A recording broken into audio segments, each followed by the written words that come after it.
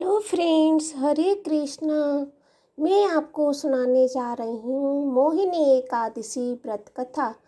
पौराणिक कथाओं के अनुसार जब समुद्र मंथन के द्वारा अमृत कलश निकला तो देवताओं और असुरों में अमृत के बंटवारे को लेकर छीना झपटी मच गई।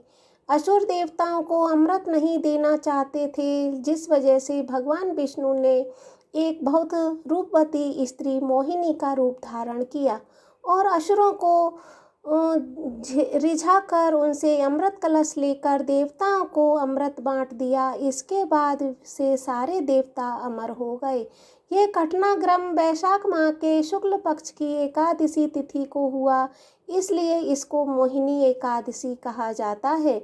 और पौराणिक कथा के अनुसार एक समय सरस्वती नदी के तट पर भद्रावती नामक एक नगर था, जहाँ पर एक धनपाल नाम का वैश्य रहता था, जो धन धान से परिपूर्ण था। वह सदा पुण्य कर्म में ही लगा रहता था।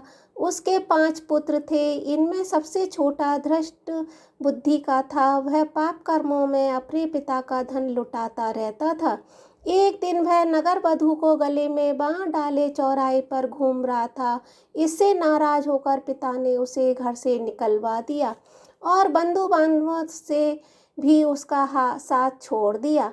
वह रात दिन दुख और शोक में डूबकर इधर उधर भटकने लगा। एक दिन वह किसी पुण्य के प्रभाव से महर्षि कौंडिल्य के आश्रम में जा पहुंचा। बैसाख का महीना था। कौंडिल्य गंगा में स्नान करके आए थे।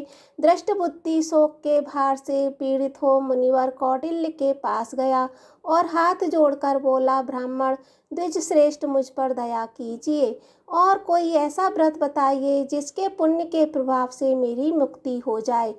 तब ऋषि कौंडिल्य ने बताया, वैशाख मास के शुक्ल पक्ष में मोहिनी नाम की प्रसिद्ध एकादशी का व्रत करो।